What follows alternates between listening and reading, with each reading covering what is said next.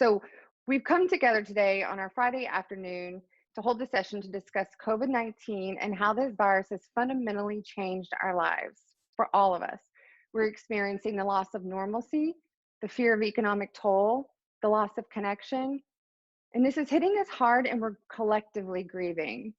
So, even more important, the virus has changed how we are allowed to process traumatic events.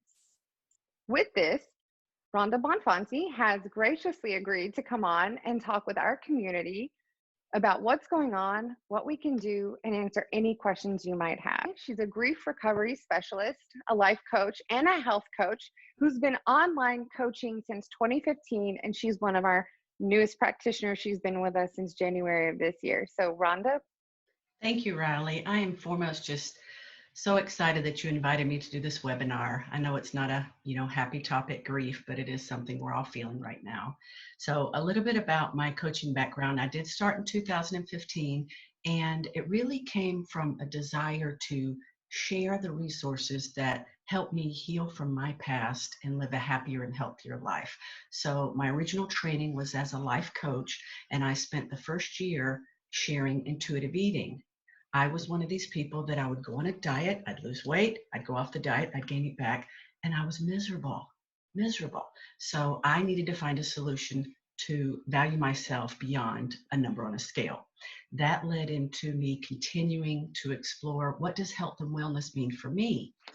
Well, I was seeing so much online about mindfulness and meditation, and so I decided I wanted to do a health coach training program at Emory University, specifically that program because they spent a lot of time teaching us about mindfulness-based stress reduction, MBSR.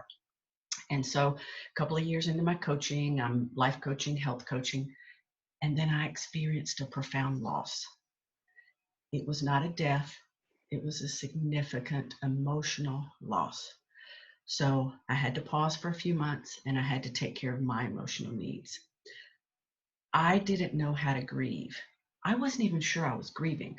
I knew what it felt like to be depressed.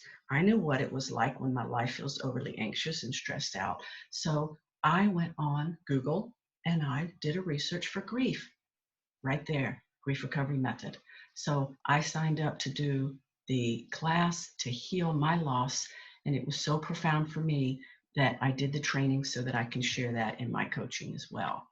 And what I have found is that most people are struggling in life and they might go see a life coach or a health coach for some issue. I can almost always help them realize that where they're struggling goes back to an unresolved emotional loss from the past that they haven't looked at yet. And so that's actually what we're going to spend our time talking about today is grief. What is grief? Well, the definition that I work with, grief is the normal and natural response to emotional loss. Grief is the conflicting feelings from the end of or change in a familiar pattern of behavior. And right now, everything has changed for everyone. So we often mostly identify with grief as being about a death, or the second leading cause may be divorce. But there are really over 40 life events that can cause us to feel grief. Are you seeing any of this day to day with your clients? Absolutely. And I just want to take it to a personal level with my family. So my daughter's a freshman at college. Her freshman year came to an abrupt halt. She had set herself up to spend the summer in France as an au pair to practice her French. Didn't happen. So she's crying. And I said, honey, I'm so sorry. You're grieving right now. And I'm able to help her understand that this is very important to her. These are her losses right now, right? My husband lost his job. So he's grieving the loss of his livelihood right now. So I have a lot of personal grief in my family right now. And I do have clients that are emailing me that have actually finished the program. They finished working with me. And they said, oh, Rhonda, some things are bubbling up for me. I said, this is normal and natural because grief is accumulative over our lifetime. and it's accumulatively negative. So today's grief taps into the deep reservoir of all the grief from our past. And so if we have never done any grief work and we're not familiar with saying, oh, I'm grieving, then there's a lot of stress to our bodies, to our mental faculty when we don't understand what's going on. It seems like it's a time where there's going to be compounding, multifaceted issues. Is that Absolutely. A lot of grief. And so I think my first hope with anyone listening today is that they can identify their losses, name their losses, right? And I have like a little tip of called 3 C's: changes, challenges, choices.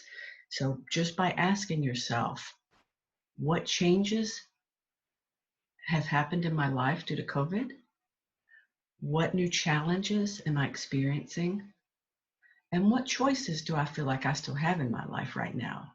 So that's an important start to diving into your own personal grief. how does grief manifest? Okay, so let's talk about the most traumatic, a sudden death, right? So something that traumatic would be like a feeling of shock, maybe. Your heart could race, your head could start pounding, you could bust out in tears, right? So think about that initial shock of finding out someone you love has passed away, right? And let's move on to some other losses. Um, Sadness, loss of energy, changing in your eating behavior, right? Lashing out at your loved ones. Maybe you've got some anger attached to some loss events from your past that you haven't processed. So you're quick to anger nowadays, right? Sleep is a big one.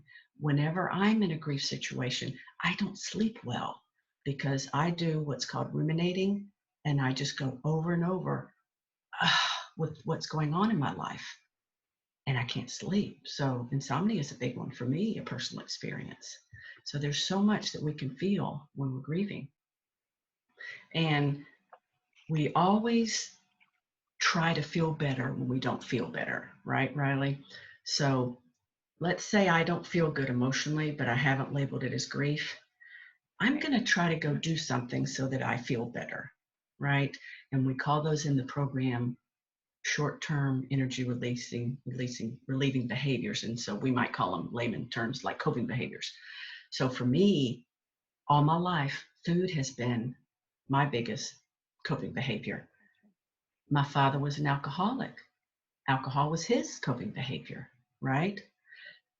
Exercise in and of itself is healthy, but we all know someone who overexercises, right? Those big runners. So many more: gambling, drugs, sex. I mean, the list goes on and on. So this is a good time to recognize if we're grieving, and are we using unhealthy behaviors to try to feel better as a result of that grief? Yeah, no, that's great.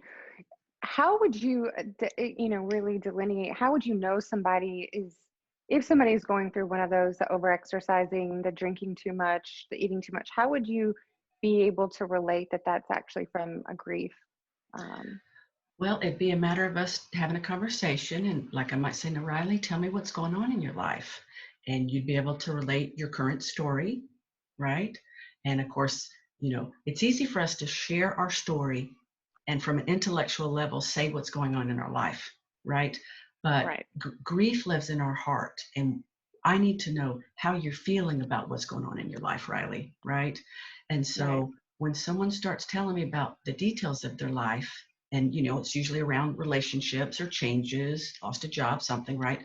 There's an emotional reaction to that change, right? And we dive into deeply into those emotions around that event. Well, what do you do when you feel that way? I go eat a box of Cheez-Its, right? I drink a couple glasses of wine. I feel better for the moment. Normal. Yeah. Right. Right. Yeah. Exactly. Right. So you actually help work with somebody, find out what's going on so you can help label and pinpoint where they might be having that and then trace it back to what's actually triggering and causing it. Absolutely. And part of the program is looking at all of our losses for our lifetime.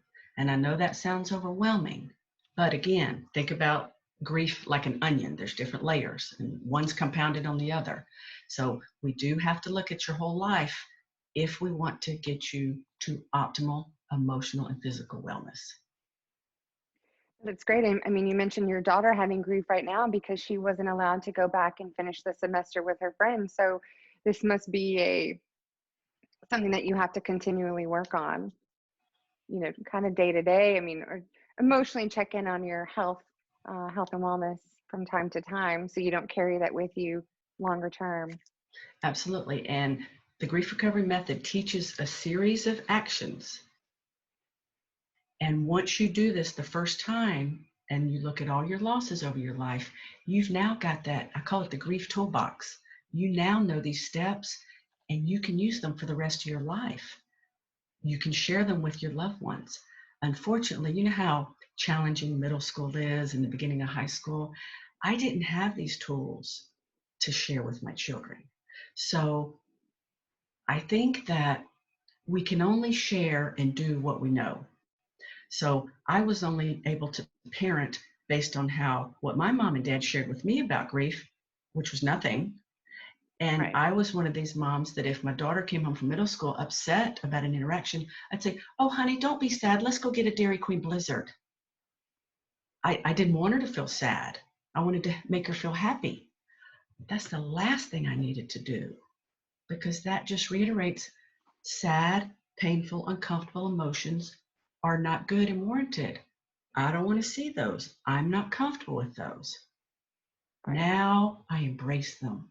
Tell me how you feel. What happened? What did he say? What did she say? How did that make you feel?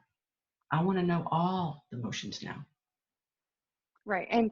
And just to clarify, when you say the losses over the lifetime, you don't just mean actual losses of, you know, the tragic loss. It could be a loss such as, not getting to go, like the COVID right now, not getting to go to the gym and work out. Like that could be a loss to me. The loss Absolutely. of the ability to go, hang out with your friends. It could be something that is actually considered a loss. Is that right? Absolutely. And again, reminding you there's about over 40 life events that can cause us to have these feelings of grief. And, think about when you're young, that first goldfish dying, right? So that's like a loss. Yeah, tragic. Think about how many times we moved growing up. Right. I married someone who was from the military. He moved all the time, right? Romantic breakups when we're young. Those are obviously significant emotional losses. Every time we applied for a job, we didn't get it. We applied for a college, we were denied. We wanted to be in a certain sorority or fraternity, didn't get it. Sports teams we try out for, didn't get it. Or we made it, we sat on the bench the whole season. So many emotional losses.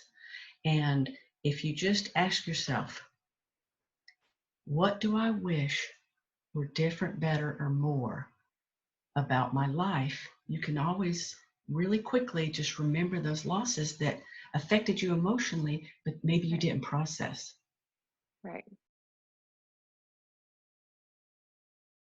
My friend just lost a family member. What can I say to have him become more self-aware of what he's going through? Oh, okay. My first reaction to that question is I can only be responsible for my feelings. It's really hard to help someone else, encourage them to feel something, right? So, a question of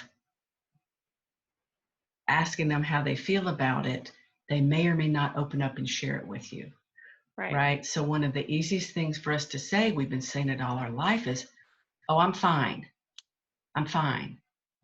Well, Yeah, we're used fine. to that. Right. Yeah. So yeah, fine actually stands for feelings inside, nothing expressed. I've never heard that. But if I trust you, I'm going to say, Riley, I'm hurting. I'm in a lot of pain right now. Are you comfortable letting me tell you more about how I feel right now? And a lot of us aren't. We look for someone that we trust that we can share. Grievers don't want to be fixed. We just want to be heard. We want to share our pain with someone who can just be there for us. We don't want to be judged. We don't want to be analyzed. Just listen to what I'm feeling as a result of my loss. I feel like I can handle the stress of COVID. However, my significant other is not handling it well at all. How can I get him to acknowledge his actions might be linked to grieving?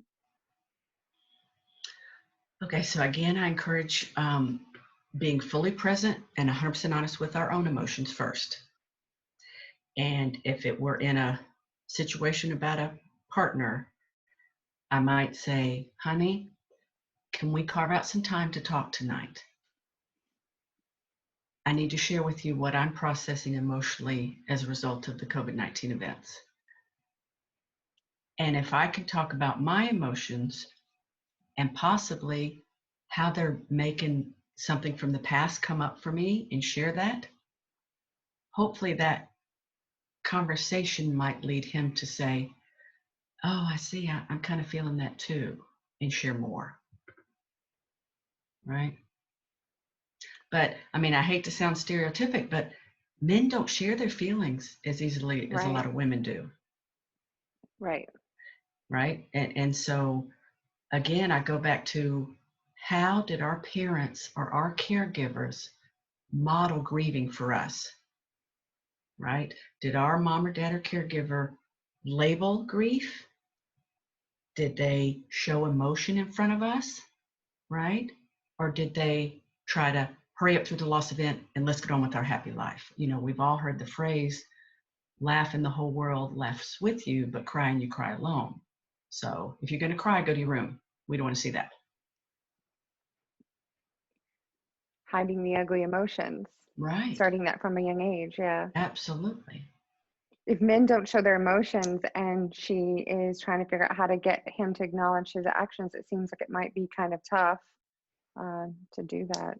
But a couple could go through the grief recovery method program together, right? A specialist, myself, any other specialist. There are a lot of us doing this work. You could use two different specialists if, that felt safer, right? And then they'd be talking the same grief language. How do I help my child cope with grief? Oh, well, I want to point out that this is where I didn't do a good job because I didn't have these tools. What I've since learned in doing the training and learning the grief recovery method tools is encourage your children to feel and be 100% honest with their emotions. Based on their age, don't be nervous about using the word died. Death is a normal part of life, right? And let's say grandpa died, right? We're talking to a 6-year-old. Honey, let's talk about grandpa. Well, I'm really sad. Encourage the sadness. Encourage all emotions. Well, the last time we were with grandpa, we did such and such. Talk about that memory. A lot of times that'll bring up the positive, relationship review of all the fun they had with grandpa, right? Well, what could we do to feel closer to grandpa right now? I'm going to draw grandpa a picture. Oh, yeah, that's cute. Right? But the biggest thing is mom and dad are the caregivers. They're modeling grief for the children in the house. So whatever we want our children to do, we need to be that example.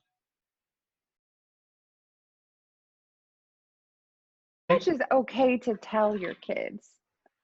If they lost someone in their family and he won't be coming back, I'll say the grandpa you just mentioned, how much is okay to tell them? And do they, if you have 2 kids, is there an age limit on the information they can get?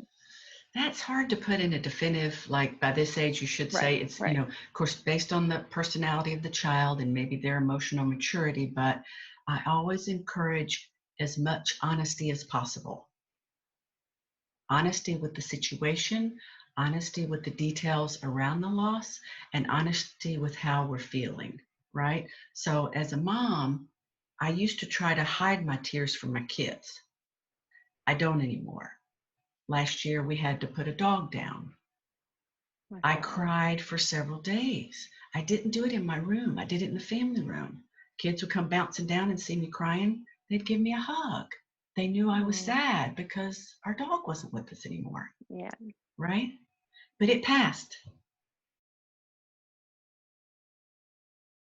How do I explain what's going on right now in the world um, to my kids so they aren't more scared when the social distancing rules change? I think that's what they were getting at. Yeah, and again, there's a virus going on right now. People are getting sick, and just as simply, but as honestly as we can help them understand, right? But and they're going to pick up on our fear and our anxiety, right? I don't watch the news but about 5 or 10 minutes a day anymore. So you basically say, tell the kids, be honest. As Okay, much they're as going to their see. age, yeah, as much as their age can handle. Mm-hmm. How do I move through anger? I've accepted and started grieving the change I'm in, but anger is still creeping up on me. Ooh, I have a lot of experience with anger. Um, Anger is a normal and natural emotion. It's a way that we know what someone said or did to me isn't okay. And I don't want to allow that anymore, or I don't want to choose to be in that situation anymore because I don't want to feel this anger. Again, I go back to our lifetime. If you're really angry today, I highly, highly suspect there are some losses from your past that also made you very angry that you didn't process. So now you have a bunch of layers of anger. And what are the 5 stages of grief? I'm so glad you asked that question. There are none. Okay. Perfect. This is a piece of misinformation. Okay. In 1969, Elizabeth Kubler-Ross did this study on people who were given a terminal illness. So Riley, I just told you you have stage 4 cancer and you have 6 months to live. These are the 5 emotional stages that someone who's been given a diagnosis like that will likely go through. Over the years, this is a piece of information that's now publicized as the 5 stages of grief. It's not true. Now, Okay. we might experience all those emotions within our grief journey, but they're not 5 stages of grief. So thank you for asking that to clarify that. How long will my grief last?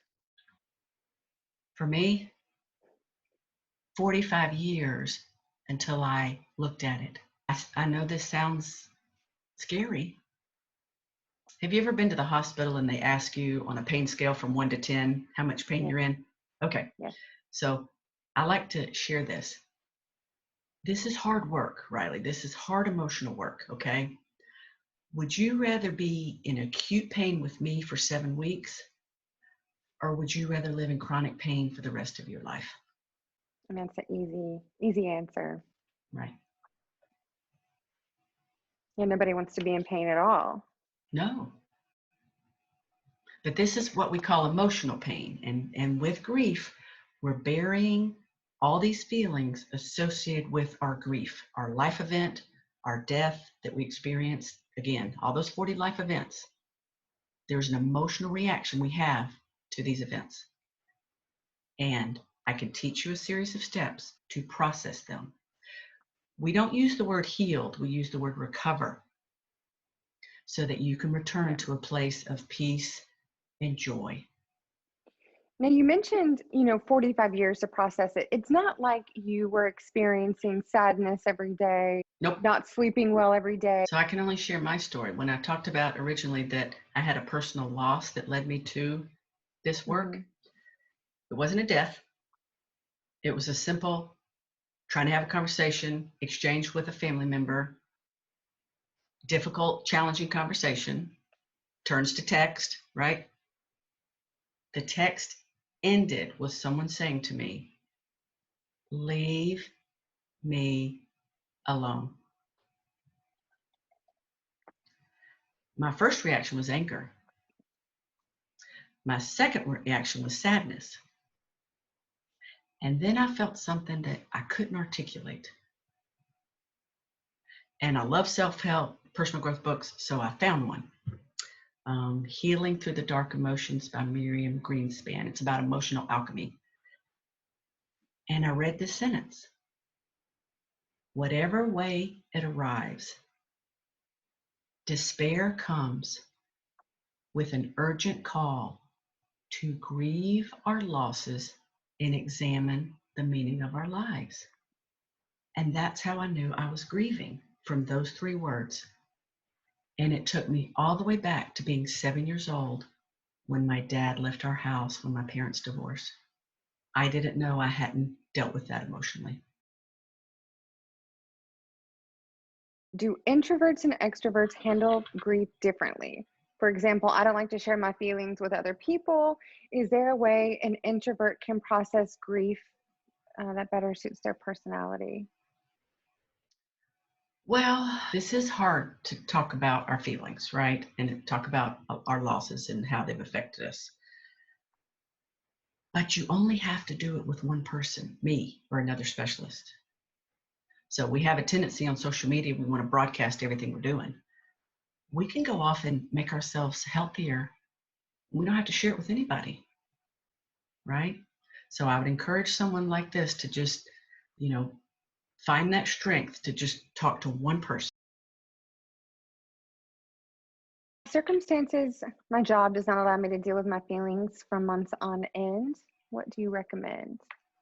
So the first thing comes to mind is all the first responders that are just every day overwhelmed with this trauma, right? But you do get home at a certain time. You do have a little bit of time to yourself. As much as you can, be honest with your emotion, share it with someone, hopefully you live with or on the phone. Start talking about this grief that you're in and day out. Just label it. If your body's feeling anything, start to share how it's interfering with your body. And that'll be the beginning. So if we get to 6 months down the road and they finally go, oh, now I want to talk about all this, it's going to be overwhelming. So talk Right. about just baby steps every day, just a little bit every day. Be honest with yourself, share it with someone who can listen without judging, criticizing, analyzing, trying to fix. What quick tips do you recommend when the grief and sadness feels overwhelming, especially when those around us are also grieving and they don't want to talk about it? Well, one thing I love, and I personally I've used it and I recommend it as a self-care practice, is journaling. It's not about being published. Write down what you're feeling, and you don't have to share it with anybody, right? When we can name our emotion and start talking about it and how it's affecting us, it starts to lose its power over us, and that can start in journaling. Going back to one of my passions of mindfulness and meditation, we can sit with our grief. We can welcome our grief mindfully without it overwhelming us. With our breath, we label it, our thoughts. This is grief. This is how I'm feeling it in my body. My heart's racing. I feel tired. I want to eat. I want to drink. This will pass. I will get through this. Right? And again, sharing what you're going through with someone who will listen and not try to judge or fix or change or give you positive platitudes. Squash those negative emotions back down. Let's just go to feeling happy again. I haven't experienced the typical loss, but I notice I'm feeling blah when I wake up in the morning. I'm socially distanced and working from home. I should be thankful I have a job, but I'm just ready for this to be over. Is this grief or does this sound like just depression sinking in? This is definitely grief. Just in that one sentence from that caller, look at all those changes, right? Every one of those changes. I'm working from home, can't Change. visit with my coworkers, right? Yep. Yep, Change. yep. Might not be able to go to the gym he or she likes, right? Can't go grab food when I want it. Right. Lots of change. This is grief. This is normal and natural to feel this way. Now, if this person lives with depression also, that's where we need to take extra caution for self-care, because we don't want that grief to be compounded with grief. I mean, the depression to be compounded with the grief as well, right? Is there any way to do something that's not a full 7-week program? Like, do you have to do the 7-week program? No, I offer a 30-minute discovery coaching call, and that's where you can just call and say, Rhonda, this is what's going on in my life. And that's where I get to hear about all the changes or the grief you think you're experiencing, right? So I'm going to ask you some questions. How are you coping? How have your behaviors changed as a result of these, right? And we're going to Mm-hmm. have a dialogue. So I know how to ask you about your past to know if some of today's grief is tapping into maybe something you haven't dealt with emotionally in the past, right? Sure, I'll give you one session and we can talk about grief. How can families deal with the reality of not being present with their loved ones during their last moments? It seems like a lot of words are going unspoken. That one just breaks my heart. I can't Yeah. imagine that pain. We're being challenged right now with unusual times. We're able to connect now virtually over Zoom. We can have groups on Zoom. So my hope is people who couldn't have the burial or celebration of life in person, that they get to do that down the road when they can gather again, right? But for now, get on a Zoom call, right? When we're at a celebration of life, we want to talk about how much this person meant to us and what we're going to miss about them, how they've impacted our life. So the most creative way I'm seeing right now is to do it over Zoom and just continue to gather that way. How do I help a friend who has come to me for support while she's grieving? Just be there for them. How are you feeling? In Just ask the questions. in the initial days after a loss, the typical behavior is everybody supports them. How are you feeling? How are you feeling? And then a few weeks and a few months go by and everybody tries to resume to their normal life and the griever's left with no one to talk to, right? Or the griever doesn't feel comfortable talking about this pain because they've shared it with people over and over and over again.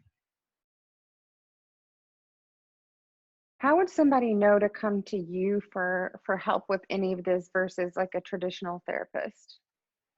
Well, I am different from a mental health professional. I'm not a counselor. The grief recovery method is a psycho educational program, right? So we do talk about some same things, counselors versus us. If someone were having challenges with functioning, their daily life functioning level, depression, anxiety, thoughts of hopelessness, considering suicide, that sort of thing, I would recommend talking to a counselor first. If not, they can reach out and find you on Sofia Health or a Right. grief recovery specialist. See what If your options are and where you need to start. yeah, so Well, those are all the questions I see for now, unless somebody has any more in the next few minutes. But okay. Rhonda, thank you so much for spending your Friday afternoon with us.